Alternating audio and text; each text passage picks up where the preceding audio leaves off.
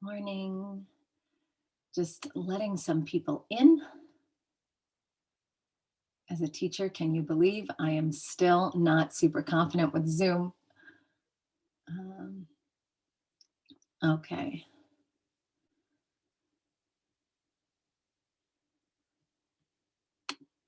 Okay.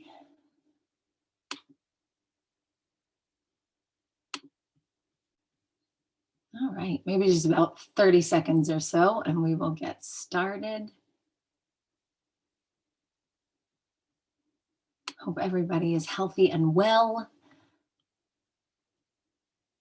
I bet you're just coming off your holiday break. I know I go back tomorrow. Okay.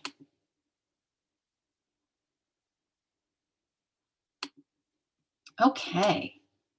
All right, let's get started. So hello, I am thrilled to be here today to speak with you about well-being in the classroom. I appreciate you all making time on your Sunday to be here, whether it's morning, afternoon, or evening, wherever you are in the world.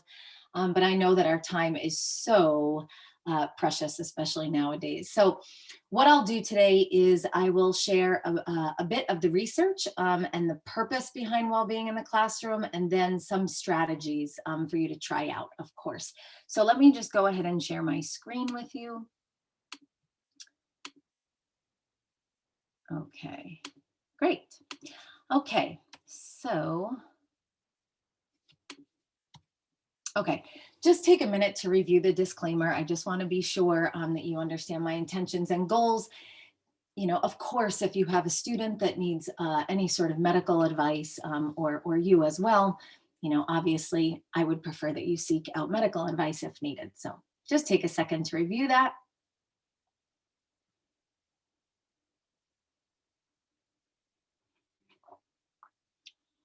All right. Okay, great. Let's get started. So I'm just going to take just 2 minutes just to humanize myself, right? For those of you that don't know me, so I am a mother and an educator. And those are two titles that give me the unique opportunity to fulfill my passion. So I've been teaching for almost 20 years. I've taught grades 1 through 8 in general ed, special ed, English as a second language, and drama. I taught in New York for many years, where I'm from, and then I began my international journey, teaching in different international schools in Europe and Asia. More specifically, I started in Budapest, and then I made my way to, excuse me, Shanghai, and then Nuremberg most recently. And we just returned back to the US about a year and a half ago. I began studying well-being and neuroscience about 23 years ago when I fought my own battle with anxiety. And then what I began to do in my third grade classroom in Budapest was implementing some of my own strategies. And I saw the true impact it made on not only academic, but on the social emotional aspects of children. So then I opened Child Core in 2013, and I was able to run it simultaneously in the Shanghai community, as well as my local community in New York. And what I did there, I was able to have those children collaborate on social emotional topics like resilience and empathy. And it was so incredible to watch these children talk about such important topics from their cultural perspective. It was so nice. So this is my first year out of the classroom, which is very odd. But I head up well-being and service learning at an international school here in the US. But I can tell you that last March, February, I forget now, to June of last year was truly the worst few months of my life. It was incredibly exhausting and scary. So I completely understand what you're going through. And from what I hear, it's even a bit worse this year. So great empathy for you, and thank you for doing what you do every day. So let me just give you a little bit of my perspective of well-being. So for me, and this is for sure not my own quote, I heard it from somebody brilliant. I actually can't remember who, to be honest. I've listened to so many webinars and read so much at this point, but well-being is not another thing on our plate. And I know that so many teachers feel that way. but I want you to actually think about it as the plate. It is the plate, right? It's the foundation for successful, efficient learning. So I'll tell you just very briefly about the research. So there's research to back that, and to put it very simply, is something called the neurosequential network. And that phrase was actually coined by Dr. Bruce Perry, which basically says that the brain works in sequence, right? Through the feeling or emotional brain, if you will, to the learning brain. Meaning, if our emotions are substantially unstable or overwhelming, we can't learn, right? So you cannot divorce the social emotional learning from the academics, right? There's not really rocket science there, right? But sometimes it just helps to hear it from somebody else. So according to Castle, Castle is the collaborative for social emotional learning. Well-being does have to be explicitly taught, right? But in truth, it's really, it's a mindset, it's a culture, it's a lifestyle that needs to be cultivated and eventually become innate, right? That's our goal. And in my experience, a major component of well-being, especially in the classroom, and I know you all know this, is cultivated through relationships and connectedness, right? Well-being also encompasses, right, the proper managing of emotions, right, or emotional intelligence. It encompasses, as Castle states, it's self and social awareness, right, which is so important nowadays, responsible decision-making, relationship skills, and then self-management. So let's move on. All right, so what I'd love to do is just to take a quick anonymous poll of how everybody is feeling today. So you're going to enter numbers 1 through 5. 1 being very optimistic and happy, and 5 being very, full of anxiety and depressed. So let me launch that for you.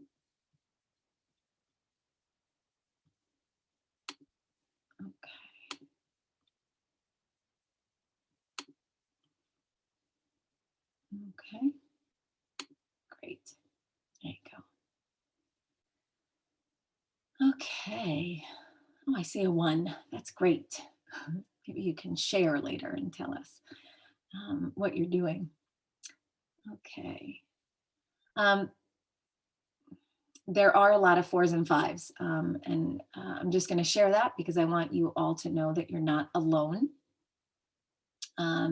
I could definitely tell you those months, March to June, I was at a 7.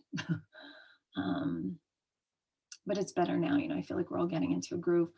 Okay, I see a lot of 3s as well. It's great. Okay.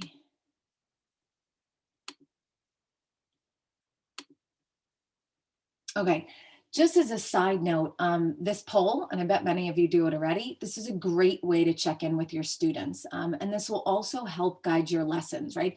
Just to get a pulse of how everyone's feeling today. So you'll know now with the research I just shared with you, and I'll share more in a bit, that, right, if their emotional brain is not where it needs to be, it's going to be very difficult to access their learning brain. So I can tell you, in the students I've spoken to, I cannot tell you how many students have given shout outs to their teachers for just doing the simplest of things, by just saying, hey, how are you doing? Taking that poll, how do you feel today? Let's stop and chat about it. Some teachers I've spoken to on Fridays, they just do, and again, we'll talk more about it, but they just take a little bit of time just to sit in a circle and just chat with their kids about how they're feeling. I cannot tell you how many students have been so grateful and appreciative of that, because they say, it just tells me that my teacher cares. And that's all I need right now, is just to know that they genuinely care. So anyway, just something as simple as that poll can be really helpful.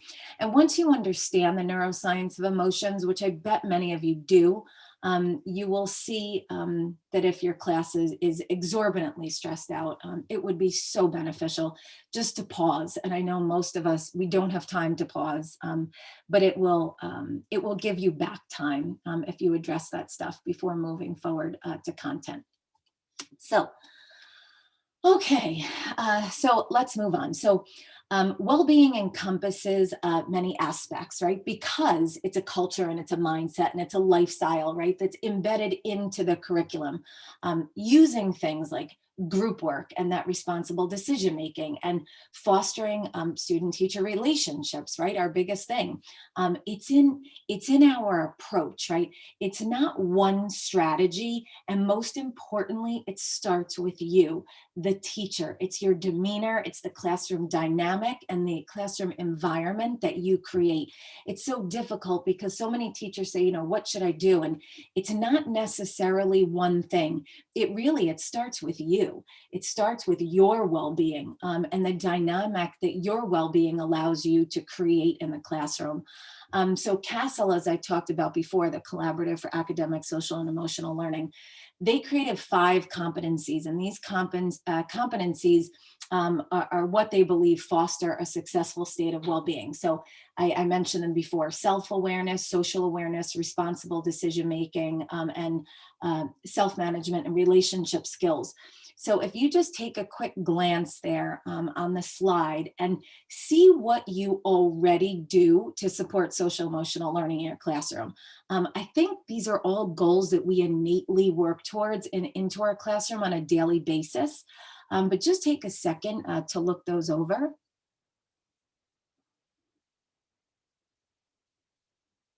There's so much that we already do, isn't there?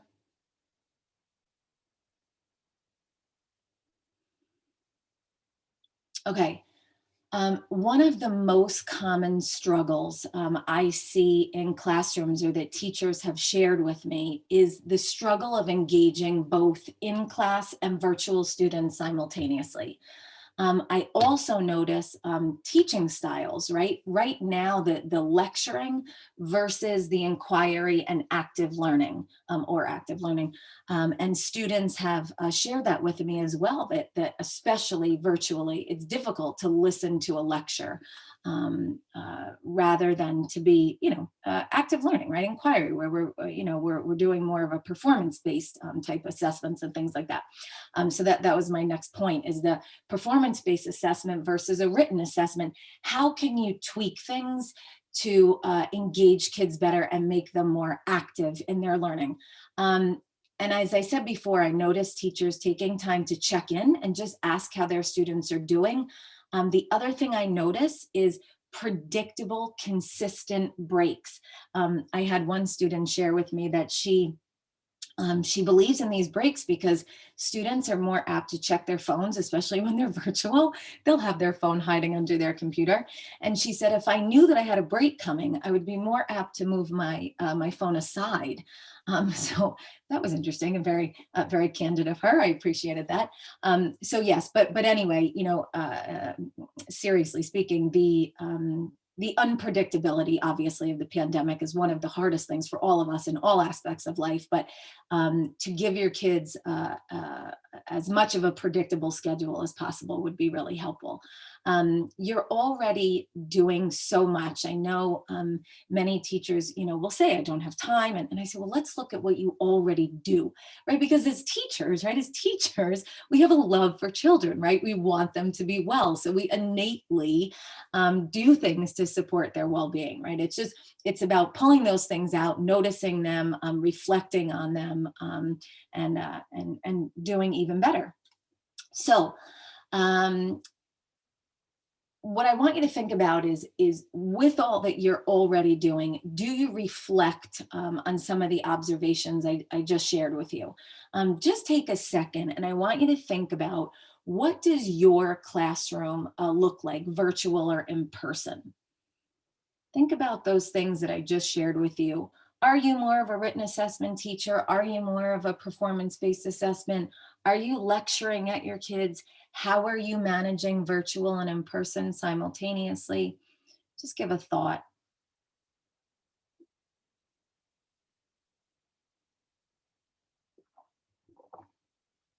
Okay. All right.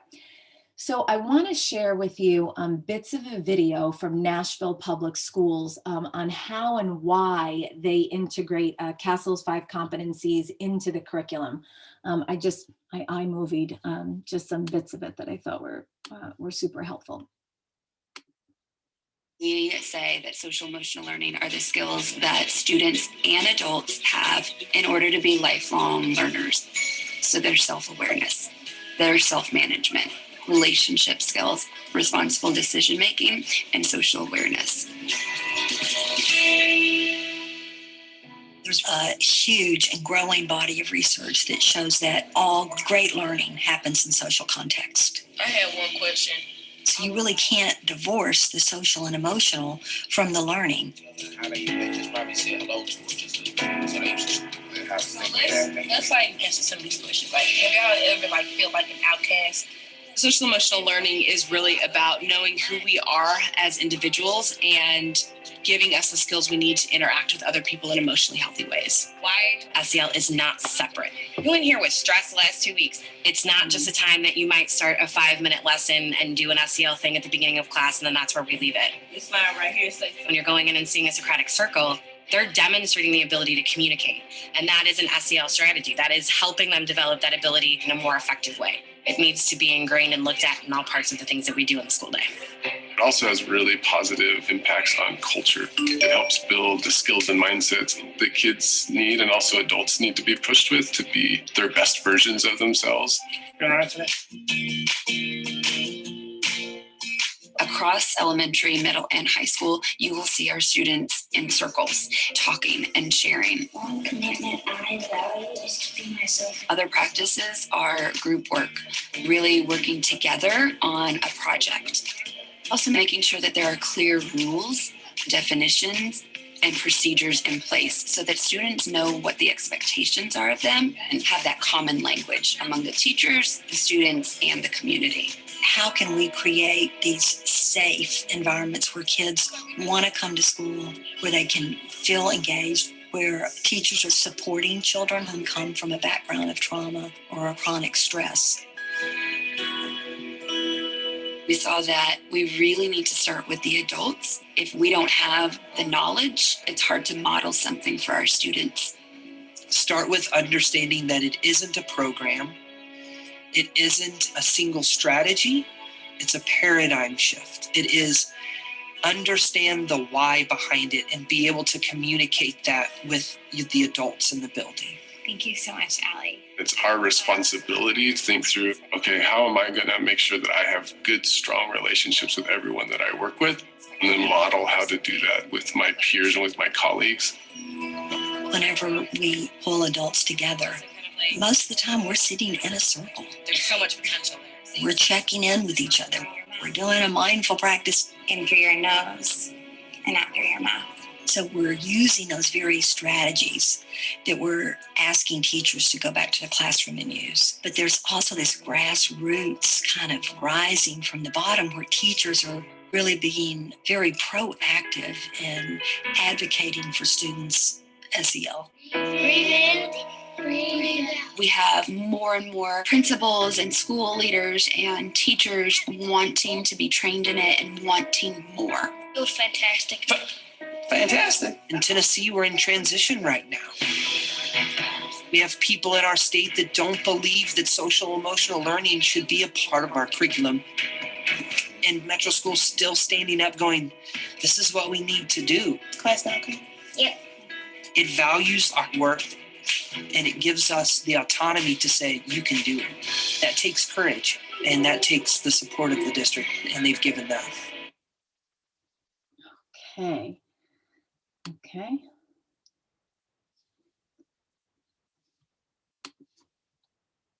Okay.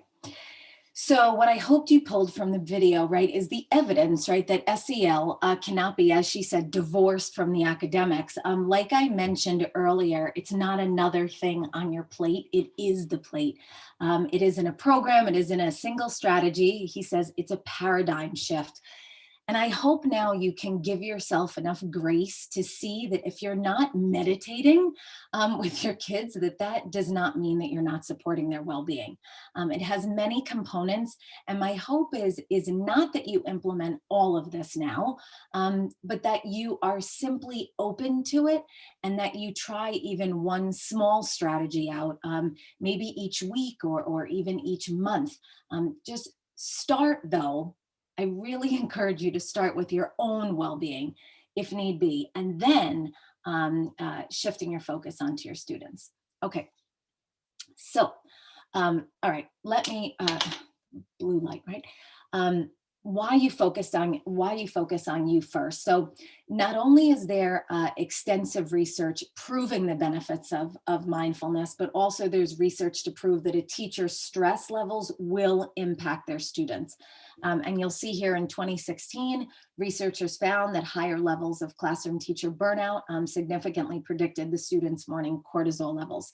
So I'm not sharing this with you to guilt you, right? We all have very good reason to be stressed, especially now.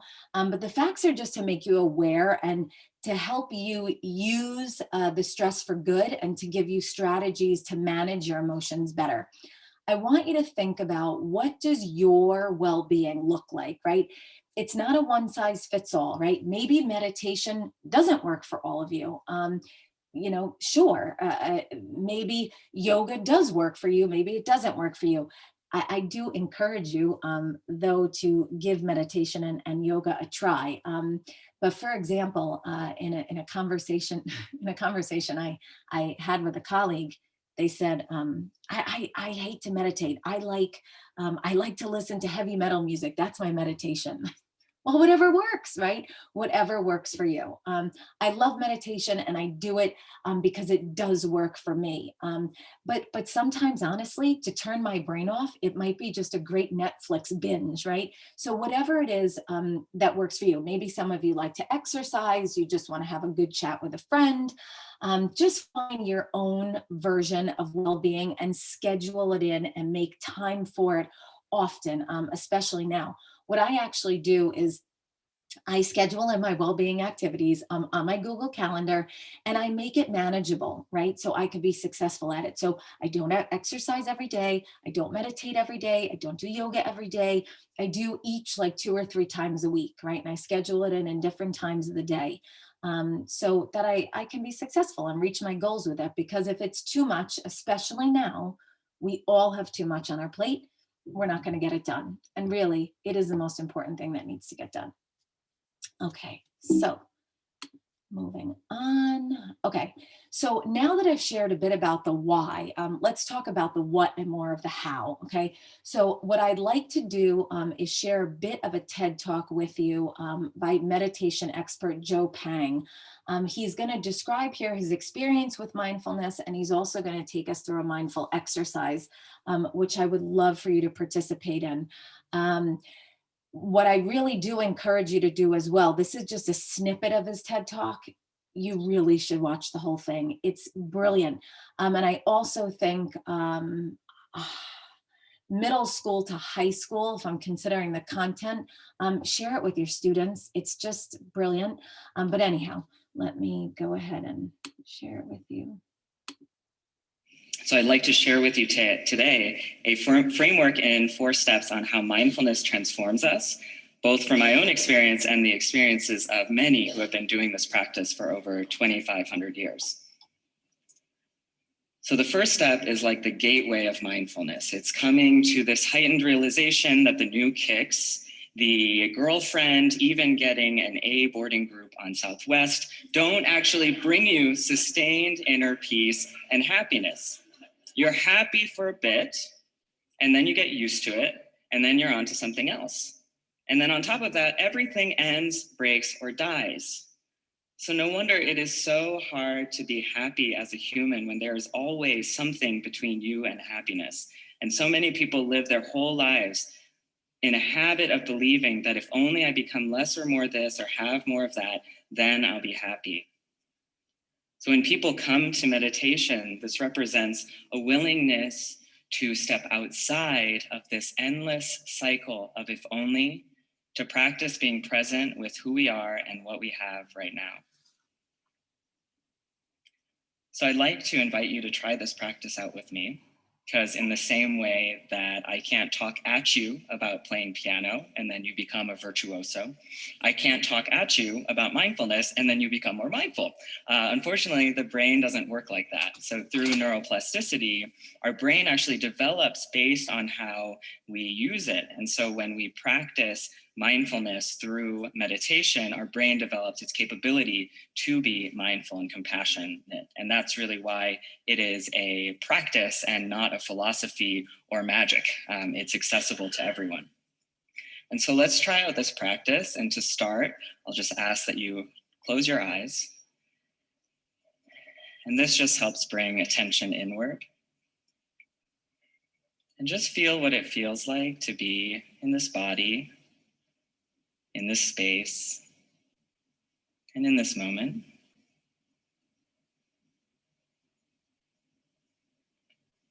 And bringing your attention to your breathing in this body. So following it as you breathe in and breathe out. And breathing in again. And breathe out. The breath is always present and a reliable place to come back to. Just continuing to follow your breathing.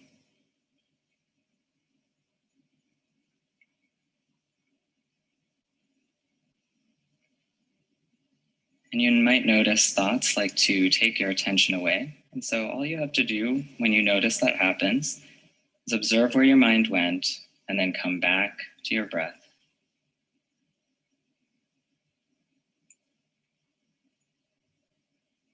Learning how to come home to who you are. And now taking one more mindful breath. And opening your eyes. So for some of you, that might have felt nice. For others, that might have felt awkwardly long. And for most of you, you probably noticed a lot of thoughts, and that's actually part of the practice. So as we continue to practice, we become really conscious of what takes us away from inner peace and happiness. Because when we meditate, we try to be present. And then we notice all of the thoughts and the emotions and our top 10 tunes that really like to get in the way of that. It's as though the waves of the mind start to settle enough for us to see more clearly what's going on underwater.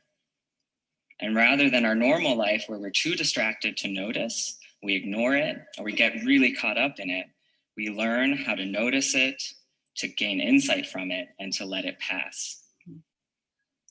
And that starts to create space for us to choose our response from a wiser place. Okay. Oh, he's just great. Okay, so I hope that exercise was enjoyable for you. So what is mindfulness, right? So the easiest way to explain it, right, as Joe suggests, is that it creates this space, right, between you and your emotions, right? He's saying we should notice our emotions, we should gain insight from them, and then we should allow them to pass. That is not to say that feeling or having emotions is not okay, but how much we allow those emotions to impact our lives is where the problem could really lie. And then Joe mentions creating that space, right, gives us the actual opportunity to make wiser decisions, right, on how we are going to handle that emotion and what strategies we're going to use to I don't want to say eradicate it, but roll with it, right? And ride the wave. So it's a way of focusing the mind, right? So that it's fully attending to what's happening right now, to what we're doing, to the space that we're currently in. And cultivating mindfulness means to be present, right? To pay attention and to be aware of our emotions and most importantly, how we respond to them. So, right, this is what we want for our students, right? To be able to fully attend to what's happening in our classroom, right? Okay. All right. So let's discuss the sustainability of wellness. It's created, like I said, by making it part of the classroom routine and by your own self-practice. So you want to schedule it into your own personal day, like I said before, and then you want to schedule it into your student's day. You can assign yourself, your students, a new strategy to try out, like I said before, each week or even each month. You can meditate, you can keep a gratitude journal. You can also just, read a book or listen to a podcast. It looks different for everybody. The most important thing is noticing what supports your well-being and your students' well-being and what takes away from it. In the classroom, build it into the routine where you see fit, right? So maybe you start the day with something like we did before, right? The well-being check-in, right? Maybe then it's a short breathing exercise. Maybe it's the last 2 minutes of class just to journal. Maybe it's using those Castle 5 competencies to see where and how you can embed things like relationship building or decision making into your lessons. Maybe it's just extending a deadline, right? Especially now. Maybe it's supporting your kids' time management. So helping them time manage a project, right? To set their own personal deadlines. A service project. Maybe it's just a service project, right? We want to build those reciprocal relationships that at one school I worked at, they had the phrase of holding hands, not handing out, right? So working together with another community where you are giving back, right? So you get back as well. So work with your team, especially in middle school and high school. Maybe every teacher is not doing it. And then as you plan, you see what content areas it fits in best. But mindfulness is just a proven method for children. So just give it a try. I noticed a lot of English teachers embedded into their classroom routines. It just seems to fit well in there. But like I said, it's not just the breathing exercises. Look at those Castle 5 competencies and see how you can fit them into any lesson, right? Which most of us already do. Okay. So here are just some other additional practical strategies, right? Is to create that sense of belonging, right? You want a family type community in the classroom. I think I briefly mentioned before a care circle, a teacher had actually shared with me, where you once a week gather to have this confidential class chat to share thoughts and emotions. This might work better with elementary level kids, but just to create that family and give kids the space to feel and to talk about their feelings. Building teacher student relationships by joining in conversation. It humanizes you, right? It gives your students permission to feel as well, right? So if you ask the kids, let's say during that care circle, how they feel, share how you feel, right? It's okay for you to share that you feel stressed and anxious. It gives them the permission to feel stressed and anxious. It makes them feel more normal and less fearful. However, you are, of course, sharing from a place of confidence and strength, right? Creating an environment, right, of learning with cooperation, right, and understanding and interaction, and an opportunity for them to share their hidden talents. I love this. During that March through June, those terrible months, we did have the opportunity for kids to share their hidden talents. And like, I had these pianists in my class that I had no idea. I had no idea all year that these boys played the piano and so well. I learned so much about my kids when you give them that opportunity. And it, obviously it gives them the sense that you care about them as a human, right? And not just them as a student. And then of course, igniting the desire to seek knowledge. So especially in the elementary setting, getting them outside and just giving them the opportunity to explore and giving them those inquiry-based lessons where you're starting with questions and sparking their imagination and creativity. Okay. I love this definition of wellness, and I just wanted to share it with you because there's so many out there. So it says wellness is not only confined to the classroom or home, it is an endless process which involves adopting a positive attitude, following positive practices, surrounding oneself with positive people and places, and forming positive partnerships. It's a lifelong practice of positivity, which does not require any time to start. It is never too early or late to engage in wellness activities. So one last thing I wanted to share with you is that I will be sharing, and I share this with the parents, but it is equally as helpful to teachers. On the Facebook page, I will have a variety of links for you. One thing I did is I set up a mindfulness calendar, which I think many of you have seen and used already. A mindfulness calendar where each day is just an interactive calendar. It's elementary friendly, but you'll click through each day. It's editable, and yeah, you'll click through each day with different mindfulness activities. So you're welcome to use that as your own, that's fine. And then lots of guided meditation scripts for teachers just to read. So I know right now, we just need the work done for us. We want to take the thinking out of it right now because so much is on our plate. So I'm going to share this list on the Facebook page, so you actually have a little library of hard copy things that you can start tomorrow.